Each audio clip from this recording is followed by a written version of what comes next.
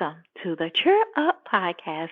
I am your host, Kara R. Hunt, and with me is the beautiful and sweet and nice and kind Sherry Swalwell. How are you doing this morning, Sherry? I am doing great, but I think you're describing yourself as much as you're describing me. No. So how are you doing this morning? I am blessed to be alive. It is a good morning. Starting off that way. It's the weather in the Midwest is absolutely crazy, but it's at first it looked like we were just really headed into spring and then of course, you're not. And you get like really chilly weather and everything else. So, but yeah, everything is just going so well. And we just want to welcome everyone here this morning or today. We keep saying this morning only because our sessions are recorded in the morning time. But you could literally be listening to this at midnight. So we just want to say good morning, good afternoon, good evening, and, happy night to everyone, who's listening and who are tuning in to the channel. And we thank all of our longtime listeners that are faithfully devoted and tune in every week. And then for everyone who's new, welcome to Cheer Nation, as we call our listeners. And we just want to thank you so much for joining us this morning. Joining us today. I'll just say that. Joining us today and tuning in.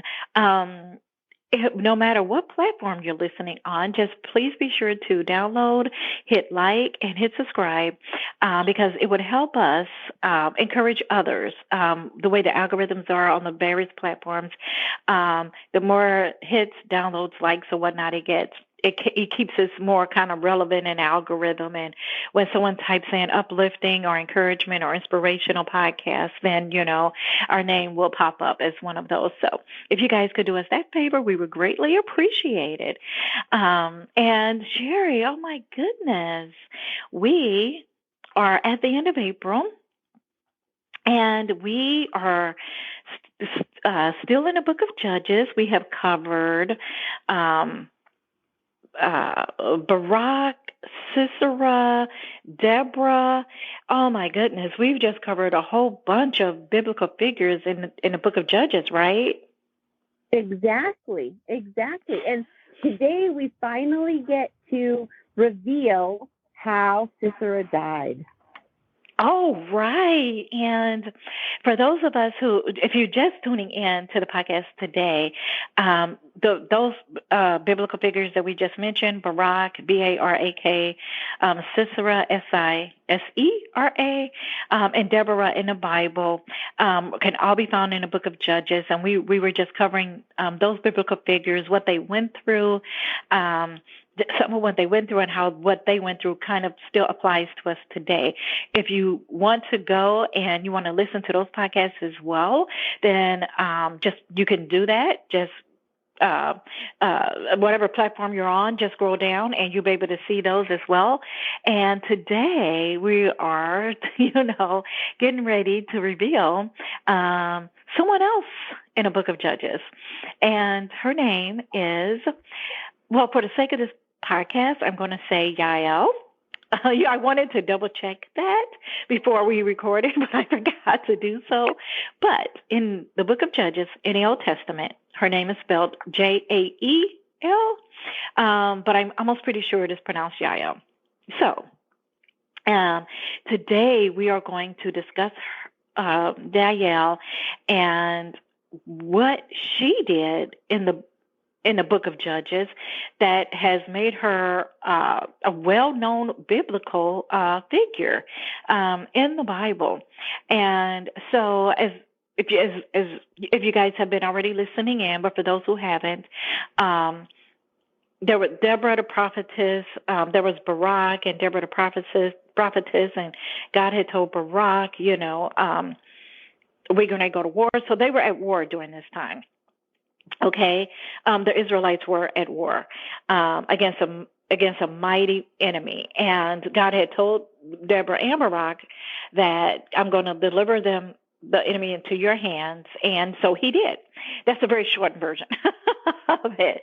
And so they were able to smote the entire enemy army that was coming against them, and 10,000 men, right? Or more, I think it was, right, Sherry? So they were able to smote them, even though they were a smaller army, and everything else. And the king, the head general or captain of the enemy's army was able to escape. He was the only one who was alive and was able to escape. And he went into a lady's tent, and he pretty much asked, her to hide him, right? And that woman was Yael, and she was like, she pretended to go along with it, right? Like, oh, thank you. Excuse me, she didn't say thank you. She was just kind of like, oh, okay, yeah, come on in, and and I think she offered him some water or something to eat or something. I think it was I can't remember. milk. I think was it milk? Which I found very interesting. Right. Yeah. She's like, oh yeah, come in, and she's like, hey, would you like something to, drink? And she offered him some milk. And I can't wait to shares her thoughts on this to see, why she thought the milk was interesting.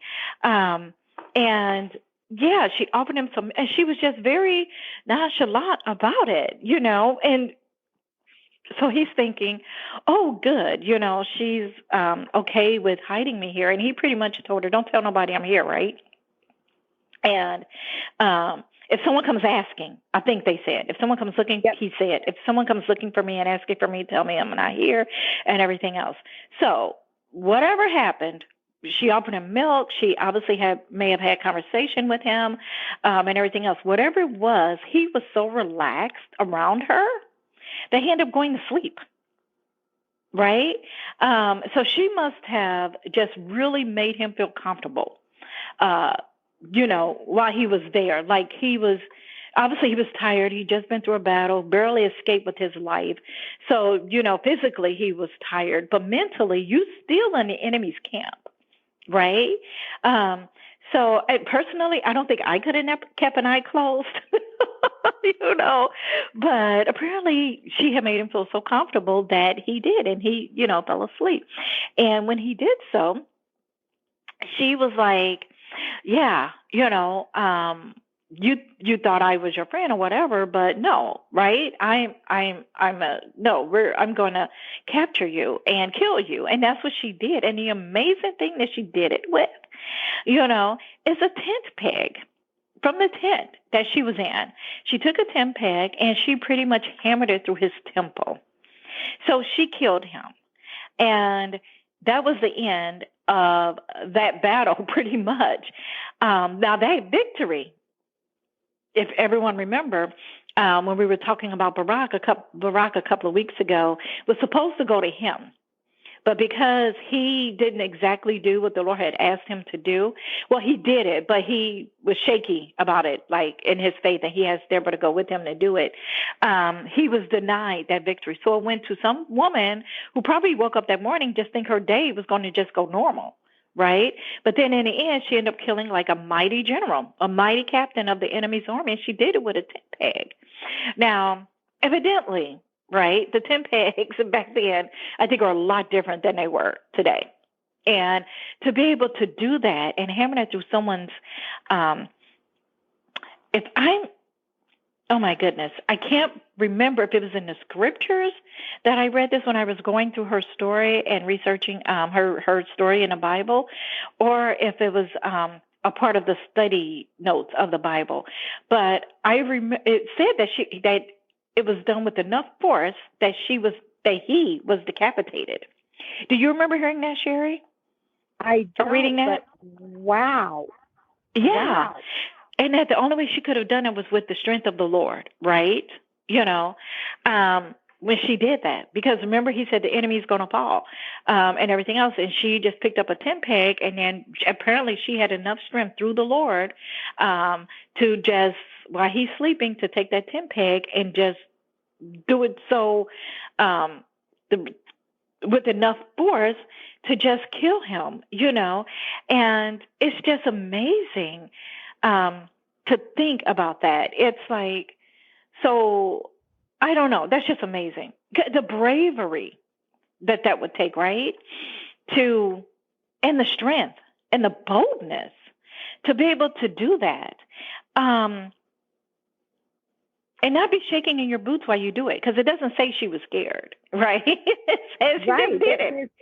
Right. There's no description of fear. And she had to have done it the first time, because I don't know about you, but if I think she would only have, it'd be like one shot, because Yes. if I'm feeling pain of a tent peg being stuck in my temple, I'm sure as heck going to wake up. So right, and he could have easily overpowered her, right? He's a mighty warrior. Right. So she would have had to have, the first blow would have had to have been the killer. Exactly. And how humiliating for him, right? Well, of course, he's dead and he doesn't know, but how humiliating for those who are waiting for him to come back with a victory, right?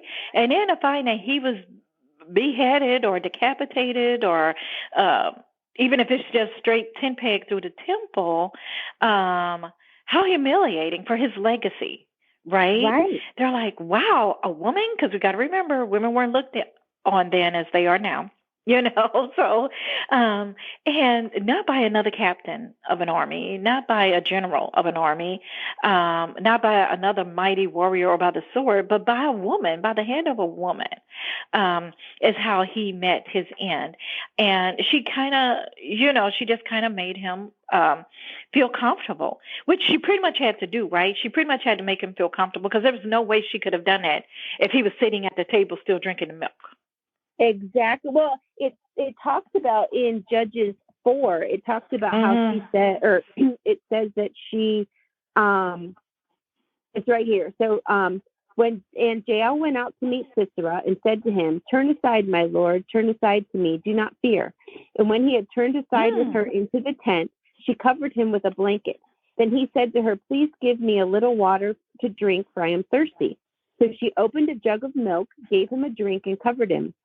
And he said to her, "Stay at the door of the tent, and if any man comes and inquires of you and says, 'Is there any man here?' you shall say no." So he's telling her what she's going to do. But milk, in our family anyway, milk has always been associated with, like, the end of the day relaxation. And I think there is some kind of chemical in milk that really honestly relaxes you. So when I saw that she had given him milk, it, like, is a sedative, kind of, sort of, like, it relaxes you enough to help put you to sleep.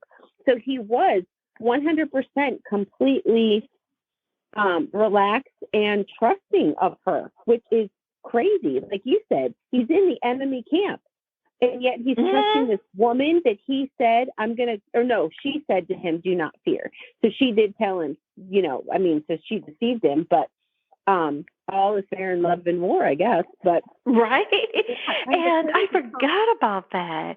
You're right, because he was seeking shelter, right? Because he's running from Barak and Deborah and that army. So he's seeking shelter. But I forgot about the part where she said, "Turn aside here, my lord." Right, with the little L and or whatever, and she's like, "Turn aside here." So so then that means she lured him in there. Right. Yeah, she lured him in there. And then she gets him in there, and then she covers him with the blanket. He's all comfortable after he drinks that warm milk, probably, right? Right.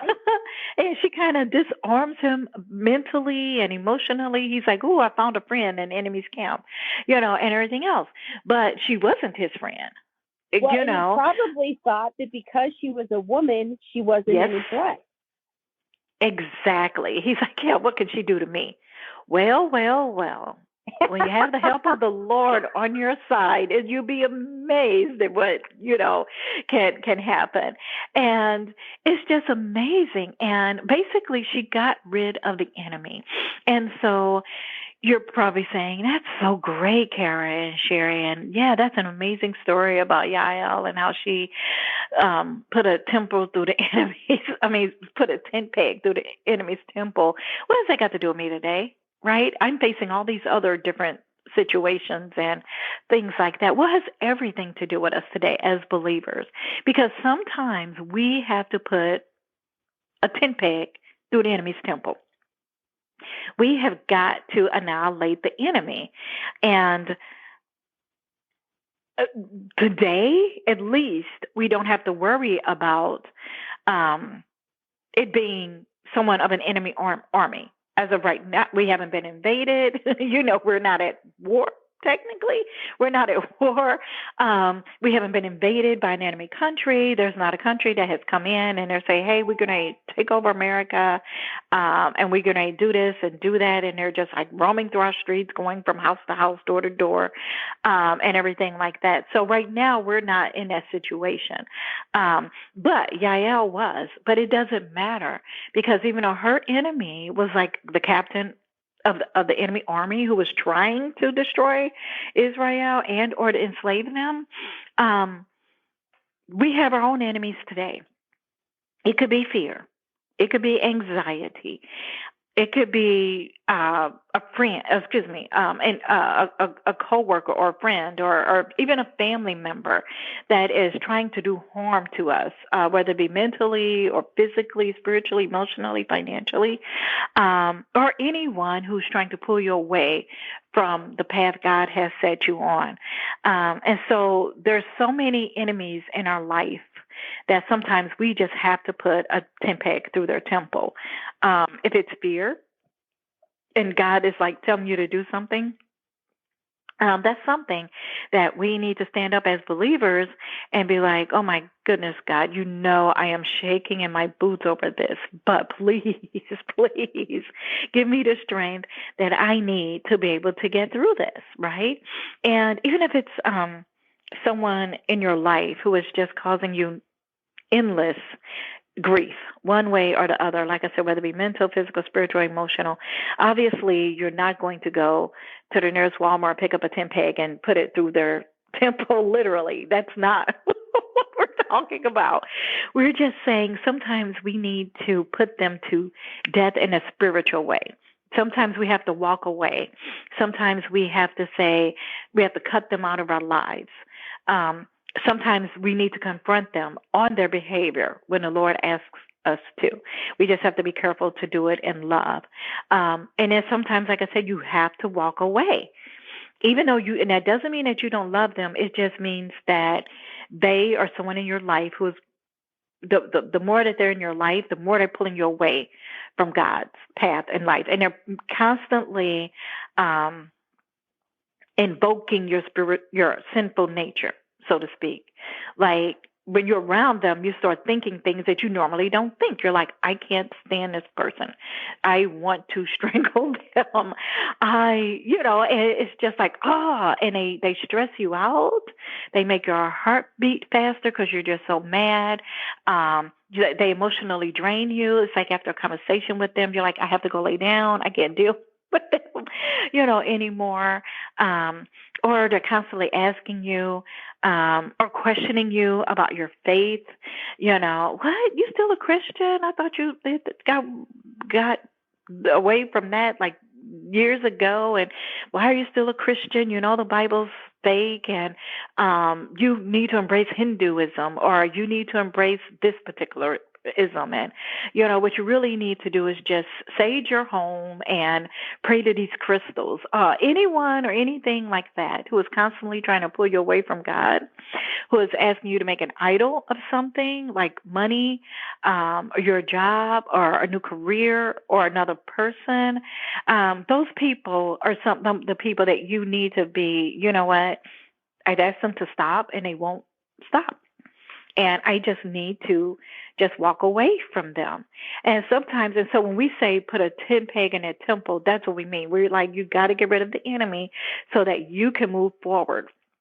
And after Yael did that, the whole Israeli camp is like they start there's like victory dance and and everything else because they have completely annihilated the enemy. They're no longer in fear of being enslaved by the enemy. They're no longer in fear of being deceived by the enemy. They're no longer in fear of the women being raped and or kidnapped by the enemy and all of their things stolen and or being thrown in prison, right? Because she was able to get rid of the last surviving member of that warring army.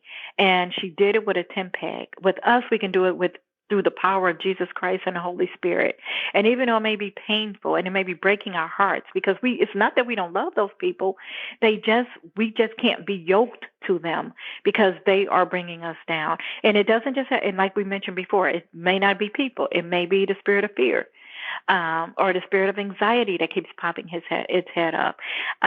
Sometimes we just be like, God, help me get over this. I need to just get rid of this stronghold in my life once and for all.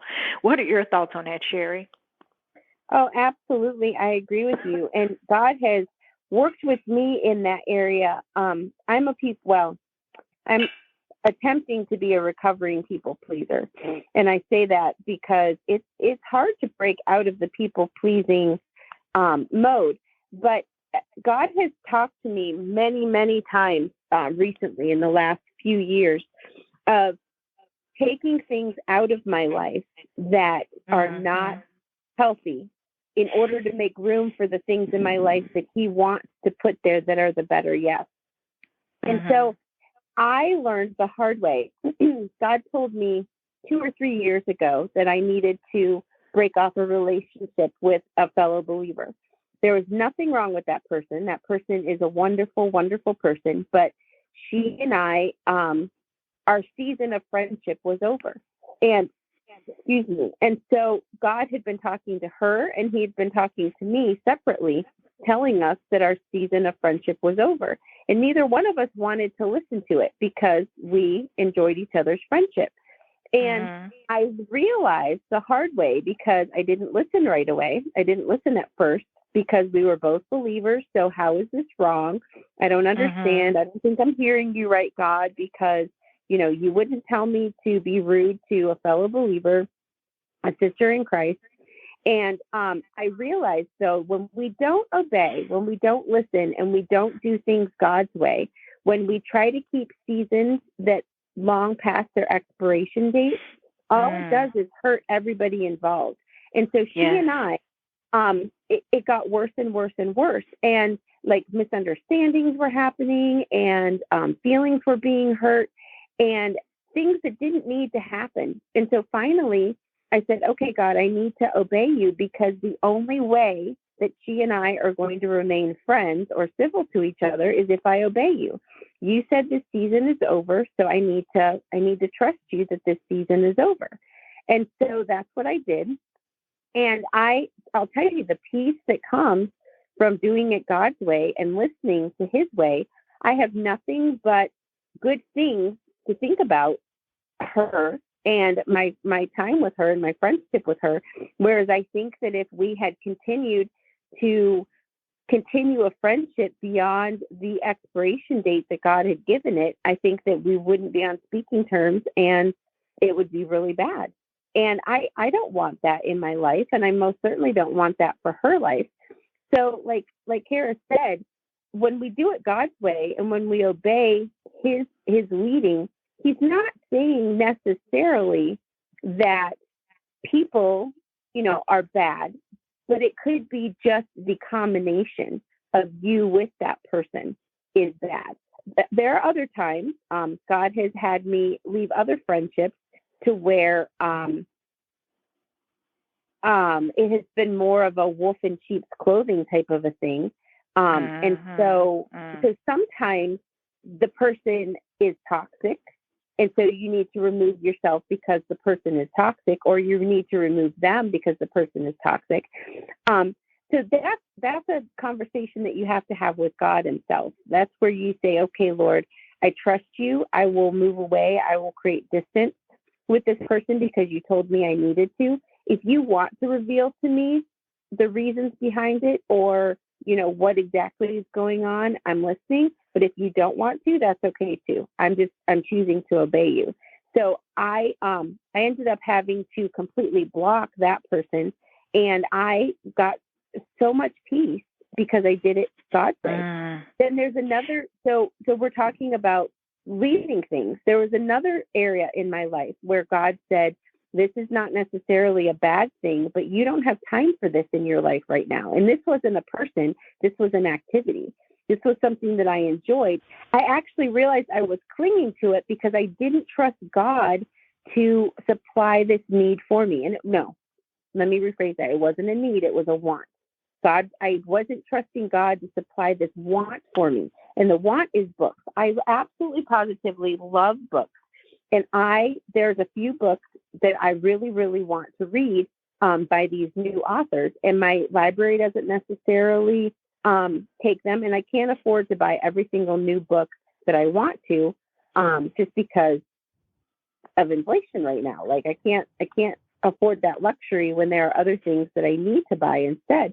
And so I was clinging to this one particular group that was supplying these books for me. But God had said to me over 2 years ago, Sherry, you need to break away, not because there's anything wrong with this group, but because you don't have the time. I need you to be doing other things with your time instead of taking the time to do this.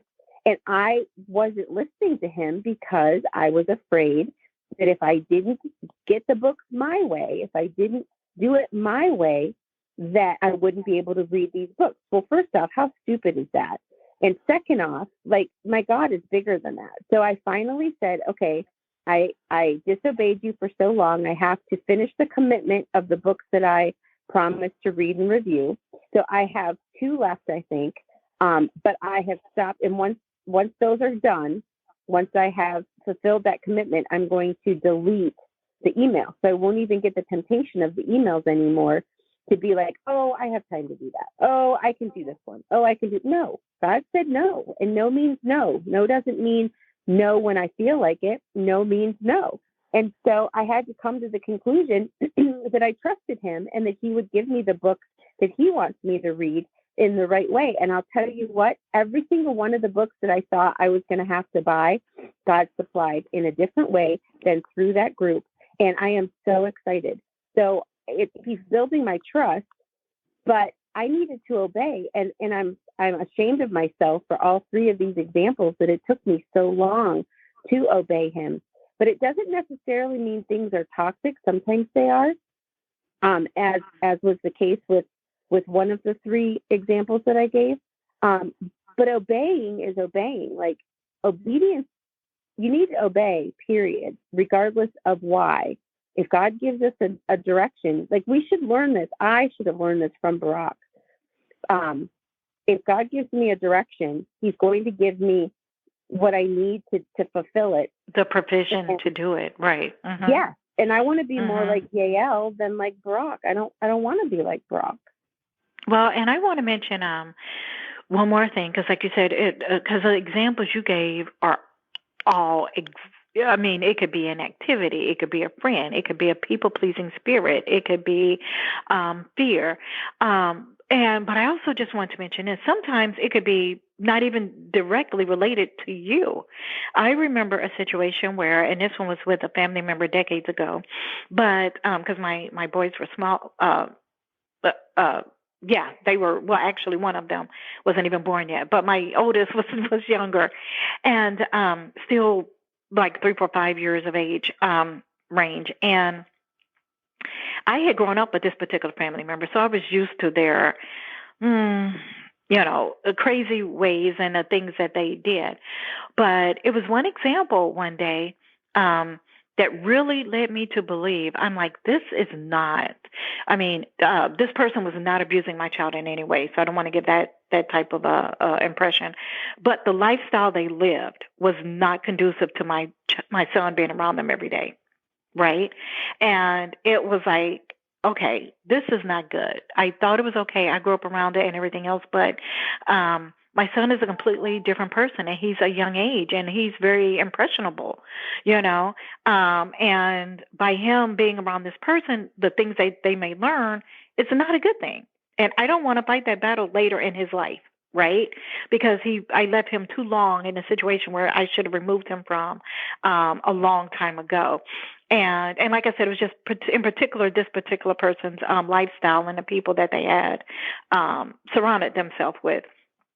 And everything else. And so sometimes it's not about you. Sometimes it's like, I need to remove my child from this environment. And of course, you still love that family member, that friend, that person in your life. But sometimes God is saying, you know what? This is you need to distance yourself, not necessarily for you, but for your child, because of the emotional, the psychological, the mental damage that could be done to them, or the things that they may see or seeing that they should not be seeing, at that particular age, right? And so and that became something and it was very hard and very difficult to do, but I'm like, I just can't. It was one example on one day, and I'm like, this is wrong. I just can't. There was no reason my son had to see this or even be, involved with this. It could have turned into a dangerous situation. And so I had to remove myself and him from that environment. The person was deeply hurt when that happened because they loved my son. So like I said, this was not an abusive situation. It was just a lifestyle situation that he did not need to see or be involved in. And so sometimes it's you're pulling them away for someone else's benefit. And it wasn't even, it ended up lasting quite a long while, which was even more hurtful to that person. But to this day, we're perfect. We're fine. We have an awesome relationship. She has a relationship with my son still, an awesome relationship and everything else. But at that time, during that phase of their life, my son could not be around them. And so sometimes we have to pull them away because God is saying, you know what? It's no. This you continue to let them see or this stuff that's going on, it could really hurt them. And lead them down a path that I have not planned for them to go. So it ended up working out, and we were able to reconnect. And again, this was decades ago. But and now that relationship is still close and everything else. But sometimes we have to we have to stop things, even though it tugs and it breaks our heart. And it's not something we want to do, but until that other person realizes that what they're doing is wrong, sometimes you have to remove yourself and your family. And that can be very hurtful if you love this person and everything else. So sometimes it can be a spirit that you're dealing with that you need to surrender to the Lord and help you overcome that. Sometimes it could be a friendship, even with another believer, like Sherry said, which is so important. It could be, tons of things, or it could be an activity. And sometimes it may not be directly with you. It could be with you, as a mom. We have to protect our kids from those people who, even though they may be related to them, right, that may be harming them in some kind of way. And sometimes we just have to pull back, and just say, I'm doing this for them. And I'm not mad at you or anything else, but no, they can't come over. No, you can't babysit them. No, you can't watch them, and things like that. Simply, because it's just not good for them. And a lot of times that is so hard to do and everything else. But a lot of times we got to remember when God is telling us to do something, he's the Alpha and the Omega. He sees the ending of something that we can't even see, right? So he's like, yeah, all right, you were able to get through it and turn out semi-okay, but yeah, no, your kids don't need to be involved in this, and things like that. So sometimes, and I'm just using that as an example, it may not be directly something that you may be a bad situation for you, but it could be for your children. And we're always supposed to look out for our children as moms, right? That's what they do. That's what we do. And so sometimes it's just, we have to pull them away and say, you know what? Until you change this, and this, I'll allow them back into your life. But until then, I just can't. I just can't. And like I said, in this case, it all worked out great, and everything else. But it took quite a while for that to happen. So just that's just another way that sometimes when God is telling us something, even though it breaks our hearts, we have to do it. Have you ever experienced anything like that, Sherry? Absolutely. And I want to, there's a book I read during a season in my life when God was really working on this with me. It's called Estranged, Finding Hope When Your Family Falls Apart. The author is Julie Plagens, Plagens. She also has a new book out called Marriage Interrupted. I haven't read that one yet, but I'm going to be for work. I actually read this Estranged one for a work thing as well. But Julie Plagens, and I love how God brings to, so a couple of things. One, when God gives us a direction, it benefits everybody involved. So if you go back to Yael, God gave Yael a direction and it benefited everybody involved. Sisera, unfortunately, his involvement was death, but he was evil, and so he was getting his just desserts, his justice. Justice was being paid. But Yael was able to follow God's directions and save the Israelites, do her part to help with that. Barak was able to learn something from it, that when God gives you a direction and God tells you to do something, you can trust him, that he will take care of you. I don't think we really have much information on Barak after that to know if by watching Yael's success, if he was then able to build his faith because of that and then be a stronger leader. I don't know. Hopefully that would be cool. But I know in my life, God told me to separate myself from some people a couple of years ago, and I resisted again. See, I am just not, I don't know. God is so full of mercy and grace. Yes. I'm telling you, he loves all of me. us. Yes. Yes, he loves me so much that he's like, okay, I'm going to give Sherry a direction, but it's going to take her a while to do it. All right, Sherry, you got to get a little faster on this one. Are we going to follow it better this time, or do we got to go around the mountain a few times again? But I don't know if it's fear, if it's people pleasing, if it's that I just don't want to hurt anybody's feelings. I don't know what the deal is, but God told me that I needed to step back. And so it's not that I don't want to obey him, but I'm very much more like the person that we're going to talk about next week. I want to always make sure that it's God talking to me and not somebody else. So I'm always asking him for second and third. Are you sure? Are you sure? Are you sure? So anyway, so he told me that I needed to step back. And I'm like, well, how can this really be from God? Because God is nice and he's full of love, and this does not feel very loving. And how am I doing, how is this a God thing? And he brought that book that I told you about, Estranged, into my life to kind of help me realize the process behind it. But he also, like I was saying, he blesses everybody involved. When God is the one that's involved, he blesses everybody involved. So sometimes, like Kara, her example was perfect. Sometimes you have to step aside simply because you're the parent and it's your job to protect your children.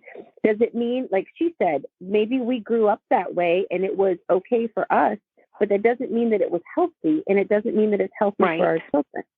So we need to do what wasn't done for us and be that protection for our kids. And so, so when God showed me this book and he helped me read this book, it was so eye-opening and it was so encouraging. And it showed me that, okay, I am doing what God asked me to do. And I'll tell you what, coming out on the other side of it, I have so much, like I have completely forgiven the areas that I needed to work on. And God showed me that it wasn't just that, other people are so mean and horrible and it was all their fault. No, God showed me my part that I played in the whole thing. And I have like nothing but forgiveness. Like the issues that I was hurt by and the issues that I needed to work out, I needed to step back for myself so that I could look at it through God's eyes, and I could look at it through his forgiveness. And I could honestly sit here and tell you today that I have completely forgiven the issues that, and the problem is that, or the whole reason why God had me step back, I believe, is because I had such a physical reaction every time I would have any kind of contact with these people. My heart rate would go, or my heart rate would race, but my blood pressure would literally go to like 198 over 110, and that's stroke level. Like, God does not want people living that way, and he knew that I needed to get a hold of whatever. He knew that I needed healing, that I needed inner healing before I could deal with anything else. And he loved me so much that he's like, Sherry, this is your time out. Like, this, you're not being punished. The people that you're stepping away from are not being punished. You need time with just me so that we can deal with whatever it is that you've got going on inside, so that you can come back as a good representation as my daughter. And that's exactly what happened. And I truly, truly am amazed. But I have, there's like complete forgiveness. I'm not saying that I don't have moments where I wake up and have a bad day, but the bad day doesn't last for years. And when I get texts and phone calls and so forth from these people, my heart rate stays normal, and I'm actually excited. And it's like complete healing happened. So, and I don't think that the healing could have happened if I hadn't taken that step back, because it would have continued, the wound would have continued to have been ripped open. And your health would have gotten worse. Right. I believe that I probably would have had a heart attack, and I'm not saying that loosely. Like, that's how bad it was. It was really bad. And that's how much God loves us, right? He's like, Sherry, you can't continue on this path. I know you love these people, but right now you need time with me, right? Your Heavenly Father. I need you to step away from that and them because of those type of reactions that you would innerly have. And the other thing I think we need to remember before we close out is even though it's heart-wrenching, right? You may not want to pull yourself or your children away from these people. And especially, I'm referring to using my what I just said earlier as an example. I had to pull my son away from them in their lifestyle, even though it's heartbreaking to us, and even though it's heartbreaking to them, because they love my son immensely. And again, this is family. What we have to remember is like, right, it's a blessing when you pull them away and you obey God, because the Lord's saying, no, I don't need this particular child seeing this. I don't need this going on. I don't, and everything else, right? And you obey. But the part I think that we forget is that he's also working on that person. Right? The whole blessing part I was talking about. The blessing both people. Yes. They are working. He's also working on that person. So even though they're mad and they're sad and they may be, why are you doing this? I can't believe you're removing him from my life. Like yada yada yada, and all this other stuff. And they're crying and they're upset, and you're crying and you're upset. But you're like, no, I really feel like this is what I need to do. And then they're crying. But then sometimes taking away from something or stepping away from them opens their eyes. Right. And God is ministering to them, and because they're hurt. And sometimes in that hurt, God can be like, okay, now I can work with you. Right.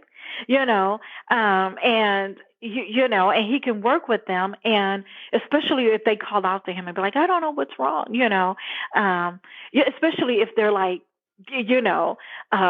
Lord, you need to work with Kara. Like, I don't know why she's doing this or whatever. And he's like, well, let's talk about that. And everything else. And so then that kind of opens the door for that healing for them also to take place, right? And so even though it hurts, and we do it, we have to remember, yes, he's telling us to do it. He's given us a directive, and we know we're going to, that He works all things out for our good. So if he's telling us to do something, we need to do it, and everything else. But sometimes I think we forget that the person we're pulling away from, it's also helping them. Right, and exactly. it could be drawing them closer to the Lord. So that's all I just wanted to say. So sometimes when we disobey, or even delayed obedience, because that's disobedience, delayed obedience is disobedience. Exactly. So we're depriving that person, right? Because sometimes, unfortunately, some people won't wake up until certain things happen. Right? Exactly. Until they hit rock bottom, until they're hurt by a situation, sometimes that's the only time they may cry out to the Lord. So sometimes we're not just delaying what God told us to do, we're also denying them their growth that the Lord could possibly minister to them. So it ends up being a blessing all around just listening to the Lord. So you had pointed to that in your description and everything else, but I really just wanted to hone in on that because that's the kind of God we serve, an amazing God. We know by obeying Him we're blessed, but then just think about the other person as well. And they may not see it that you're doing it for their benefit, and I probably wouldn't even mention that, but to them. But that the God you serve, and that that's actually going to bring them closer to them, or even open their eyes to certain situations, right? So that's something we always have to keep in mind. Yes, it may hurt them. Yes, it's hurting us, but through all of that, God is working. Oh my gosh, what an awesome God we serve, right? Absolutely. And the only thing that I want to reiterate to that from my own experience is that we need to make sure, yes, we might have hurt, we might have anger, we might have a whole bunch of emotions and feelings that go along with it. But because things are going to be said, right? Words are going to go back and forth, right? Mm-hmm. Exactly. But we need to make sure that we are doing our part to keep bitterness out of the equation. We need to wrestle with God as much as possible as in our humanness, get all of our feelings out with Him respectfully, because we know that God can handle any and all feelings.